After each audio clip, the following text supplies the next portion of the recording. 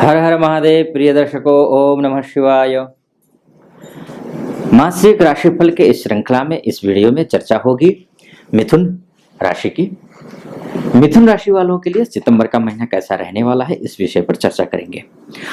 जिन व्यक्तियों के नाम का पहला अक्षर का से, की से, कु, ख, ङ, छ, के, को या फिर ह या हा से शुरू होता है, उनकी जो राशि होती है वो मिथुन राशि होती है। और इस वीडियो में चर्चा होगी मिथुन राशि वालों के लिए सितंबर का महीना कैसा रहने वाला है। और ये जो फलादेश है वो मैं दो विधा से करने जा रहा हूं। पहले वैदिक ज्योतिष से करूंगा, उसके बाद नक्षत्र ज्योतिष से। जब मैं नक्षत्र ज्योतिष से फलादेश करूंगा तो आप देखेंगे कि मृगशिरा नक्षत्र का अलग ही फलादेश होगा, आर्द्रा का अलग होगा, पुनर्वसु नक्षत्र का अलग फलादेश होगा। इसीलिए मेरे साथ इस वीडियो के अंत तक बने रहिए। वीडियो अच्छा लगे तो चैनल को सब्सक्राइब कर देना, लाइक कर देना और कमेंट बॉक्स में जाकर के ओम नमः शिवाय जरूर लिखिएगा। चलिए बिना विलंब किए विषय पर प्रवेश कर लेते हैं। विषय ये है, सबसे पहले मिथुन राशि वालों का स्वास्थ्य कैसा रहने वाला है ये जानेंगे। गृह सुख है या नहीं है, वाहन सुख है या नहीं है इस महीने में, भूमि का सुख, भूमि को लेकर के कोई तनाव चल रहा हो, कोर्ट कचहरी की बात हो भूमि को लेकर के, तो वहां कुछ क्या कुछ रहने वाला है, इष्ट मित्र का सहयोग मिलेगा नहीं मिलेगा, नाते रिश्तेदार क्या कुछ साथ देने वाले हैं नहीं देने वाले हैं, इन सभी विषयों पर चर्चा पहले कर लेंगे। तो इसके लिए देखिए, सबसे पहले बुध की स्थिति को देखना बहुत जरूरी है। और बुध इस महीने अच्छी स्थिति में, थोड़ा कमजोर जरूर है, क्योंकि महीने की शुरुआत में बुध जो होगा, जो कि आपका राशि का स्वामी है और चतुर्थेश भी है, यानी कि ये जो सब देने वाला जो ग्रह, जो मैंने पीछे बताया आपको, ये सब देने वाला ग्रह बुध है। अगर कुंडली में बुध अच्छा है, आपकी लग्न कुंडली में, तो बहुत ही अच्छा फल देगा, शानदार फल देगा, हर एक चीज आपको प्राप्त हो सकती है। फिर भी आपको अगर गोचर की बात करें अभी सितंबर में, तो 1 सितंबर को बुध की जो स्थिति है देखिए 24 अंश 12 कला की है। महीना जाते जाते अर्थात 30 सितंबर को 27 अंश 46 कला का हो जाएगा, यानी कि थोड़ा कमजोर है बुध। इसलिए सबको जिसके लग्न कुंडली में, यानी कि date of birth, time of birth और प्लेस ऑफ बर्थ के हिसाब से जो आपकी कुंडली बनी होगी, लग्न कुंडली बनी होगी, उसमें अगर बुध कमजोर है तो उनके लिए तो विशेष गणेश की उपासना करनी है। और जिनकी कुंडली में, लग्न कुंडली में, जन्म कुंडली में अच्छी स्थिति में है बुध, उनको भी गणेश अथर्व शीर्ष का पाठ करना, गणेश जी का पाठ करना या फिर दुर्गा जी का पाठ करना, ये बहुत ज्यादा जरूरी है। अगर ये आपने किया, ये जो पाठ किया, जो उपाय मैंने बताया वो किया, तो निश्चित रूप से हर एक फील्ड में जो मैंने आपको बताया ना, गृह सुख, वाहन सुख, भूमि सुख, फ्रेंड सर्कल का सुख, ये आपको मिलेगा। स्वास्थ्य भी आपका अच्छा हो जाएगा। अच्छी स्थिति में है ग्रह, थोड़ा सा कमजोर है, पूजा कर लीजिए, ठीक हो जाएगा। चलिए अब आगे चलते हैं। अब बात करते हैं लव लाइफ की, बात करते हैं शिक्षा की, बात करते हैं प्रेम संबंध की, संतान सुख की, विवाह की भी। शुक्र की बात कर रहे हैं, दरअसल हम शुक्र की बात कर रहे हैं, तो शुक्र विवाह की भी बात करेंगे। वर या वधु की तलाश कर रहे हैं, उनके लिए क्या कुछ होने वाला है उसकी भी बात करेंगे। शुक्र और गुरु दोनों की बात होगी। विवाह में सुख है या नहीं है, दाम्पत्य जीवन में उठापटक अगर चल रहा हो, कोर्ट कचहरी तक बात पहुंच गई हो, डिवोर्स की भी बात चल रही हो, क्या वो बात आगे बढ़ेगी या फिर बात खत्म होगी, फिर मधुर संबंध बनेंगे। बिजनेस में क्या कुछ होने वाला है इस पर भी बात करेंगे। मान सम्मान, पद प्रतिष्ठा और नौकरी में बॉस के साथ बनेगी नहीं बनेगी, या फिर प्रमोशन का योग है या नहीं है, या फिर इंटरव्यू कहीं देने जा रहे हैं तो इंटरव्यू में आपको इस महीने सफलता मिलेगी या नहीं मिलेगी, इस विषय पर बात करेंगे। तो देखिए, दोनों के लिए शुक्र और गुरु का अच्छा होना जरूरी है मिथुन राशि वालों के लिए।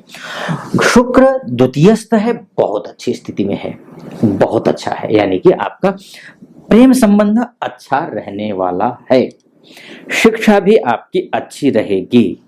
ठीक, संतान सुख के लिए कोई प्रार्थना की हुई है, वो प्रार्थना स्वीकार होगी। बिजनेस कर रहे हैं, बिजनेस के लिए भी गुरु देखिए 21 सितंबर के 1 तारीख को 21 अंश 22 कला का है, यानी कि अच्छी स्थिति में है।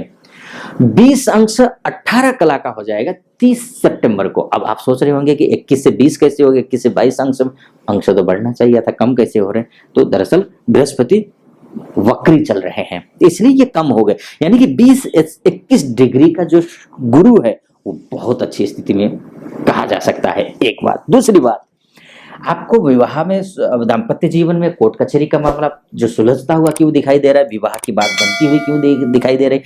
इंटरव्यू देने जा रहे हैं तो इंटरव्यू में सफलता क्यों मिलेगी, मैं ये क्यों कह रहा हूं, रीजन ये है, एक तो गुरु की स्थिति अच्छी है, दूसरी बात ये है राहु का 1 सितंबर की राहु की डिग्री को देख लो, एक अंश 35 कला की है, दूसरा 30 सितंबर को 0 अंश 42 कला का, अर्थात यानी कि इन दोनों की जो डिग्री है ना वो बहुत ज्यादा डिफरेंट है, बहुत अधिक है। ठीक, इसलिए गुरु स्वतः जो अभी तक जो गुरु चांडाल योग का फल मिल रहा था ना वो अब लगभग कम हो जाएगा, बहुत कम हो चुका है, ना कि बराबर है, आपको फल मिलना शुरू हो जाएगा क्योंकि गुरु अब अच्छी स्थिति में है। तो ये सारी चीजों में आपको अच्छा फल मिलेगा। शुक्र भी अच्छा है, गुरु भी अच्छा है। अब आते हैं, बात कर लेते हैं कि आर्थिक लाभ है या नहीं है, एक पैसा आ रहा है या इस महीने या फिर बस जाएगा ही, क्योंकि पिछले दिनों तो बहुत पैसे बेवजह खर्चा हुए हैं।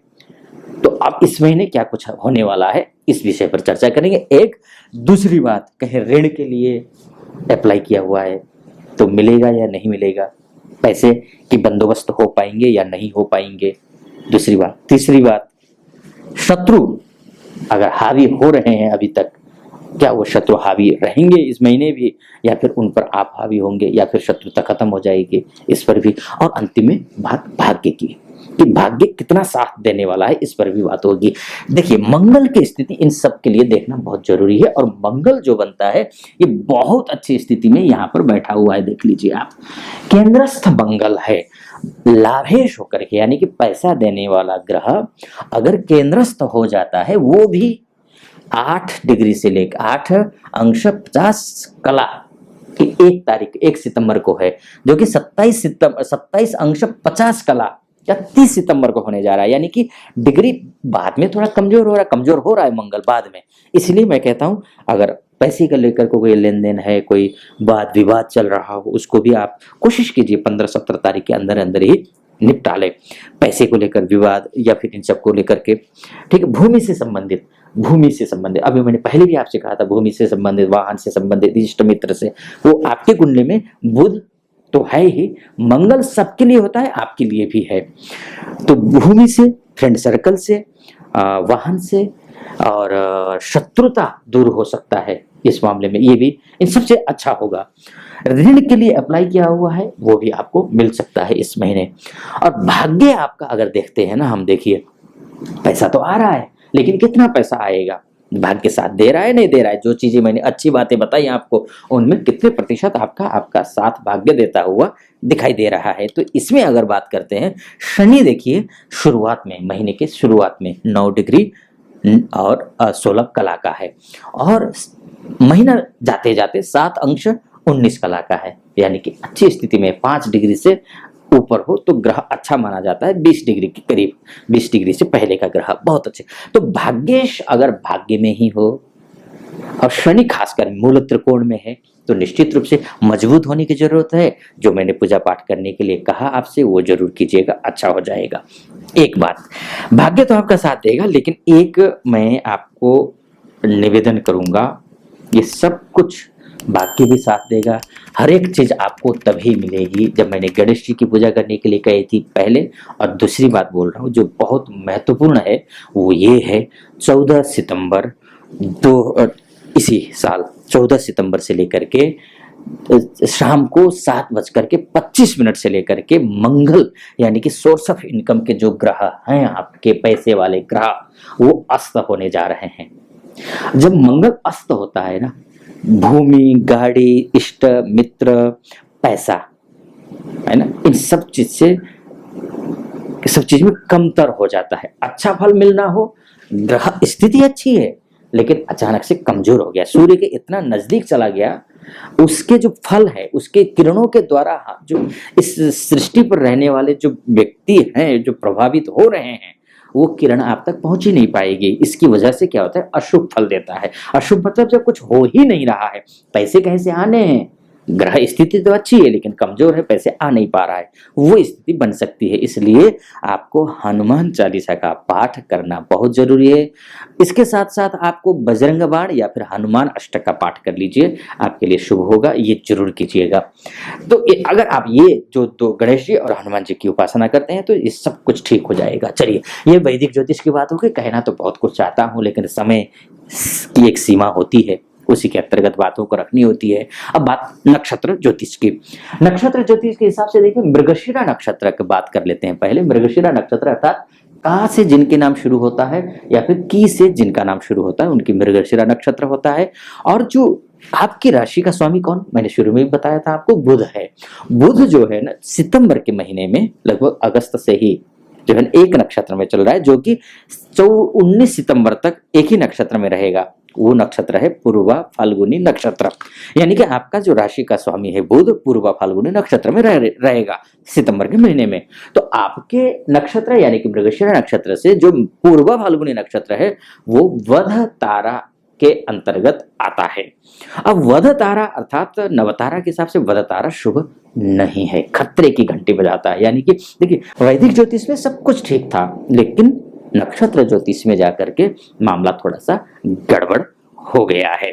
तो अब क्या करना है, यहीं पर एक अनुभवी ज्योतिषी की जरूरत पड़ती है। एक पहली बात तो यह है कि नक्षत्र ज्योतिष में कोई भी ज्यादातर 95 से लगभग ऊपर ही ज्योतिषी जाते ही नहीं है।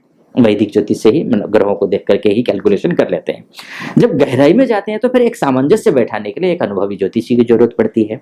तो ऐसी स्थिति में देखिए, वध तारा बन रहा है, इधर से आपका राशि का स्वामी जो है ना बुध है। तो ऐसी स्थिति में गणेश अथर्व शीर्ष का पाठ करना बहुत जरूरी है। तो जो वध तारा बन रहा है, खतरे की निशानी वो भी कम हो जाएगा, यानी कि आपके लिए शुभ हो जाएगा। इसके साथ में इसकी मृगशिरा नक्षत्र वालों के लिए दुर्गा जी की पाठ करना है, ठीक है ना। जिनका नाम का और की से शुरू होता है उनके लिए दुर्गा जी के भी पाठ करना है, उससे जो वध तारा का दोष है वो कम हो जाएगा। अब आते हैं आर्द्रा नक्षत्र पर। आर्द्रा नक्षत्र के लिए को घ ng छ से जिनका नाम शुरू होता है उनका आर्द्रा नक्षत्र है। उस हिसाब से देखा जाए बहुत अच्छा है, शानदार है, उपलब्धियों से भरा हुआ महीना रहने वाला है। अब देखिए ना, यहाँ पर बात यही हो गई ना। देखिए, मृगशिरा नक्षत्र वालों उनके लिए बहुत खराब था। अब आर्द्रा नक्षत्र वालों के लिए शानदार है। यही नक्षत्र ज्योतिष का कमाल भी है। खैर, फिर भी अगर आपका बुध कमजोर है तो जो मैंने कहा है आपसे, गणेश जी की पूजा, गणेश अथर्व शीर्ष का पाठ या फिर हनुमान चालीसा का पाठ, ये सब करना है। ध्यान रखना, आपको बिल्कुल भी चूकना मत, ठीक। अब बात कर लेते हैं पुनर्वसु नक्षत्र की, यानी कि के से जिनका नाम शुरू होता है, को से या आ से या हा से जिनका भी नाम शुरू होता है, उनकी बात कर लेते हैं। इनके लिए जो है ना प्रत्येरी तारा है, ठीक। अब ध्यान रखना, प्रत्येरी तारा शुभ नहीं है। अब शुभ नहीं है तो क्या होता है, काम शुरू करेंगे बाधा आ जाएगी, काम बीच में रुक सकते हैं। कोई भी काम उपलब्धियों से आप उपलब्धि चाहते हैं लेकिन उपलब्धि में किसी न किसी प्रकार की कोई ना कोई अड़चन आ सकती है। तो अड़चनों को दूर करने के लिए आपको करना क्या है, पुनर्वसु नक्षत्र के हिसाब से और राशि के स्वामी के हिसाब से वहीं आपको गणेश जी को दूर्वा चढ़ाना है और लड्डुओं का भोग लगाना है। ये काम आपको करना है। अगर ये करने में आप करते हैं तो निश्चित रूप से जो मैंने कहा है, और आपकी कुंडली में बुध अगर अच्छा है तो जितना मैंने कहा है उसमें मैं मैक्सिमम बातों को आपके सितंबर के महीने में लागू होते हुए देख रहा हूं। चलिए, इस वीडियो को यहीं पर समाप्त करता हूं। आपको वीडियो कैसा लगा? वीडियो अच्छा लगा हो तो चैनल को सब्सक्राइब कर देना और लाइक कर देना और कमेंट बॉक्स में जाकर के ओम नमः शिवाय जरूर लिखिएगा। चलिए, धन्यवाद। ओम नमः शिवाय।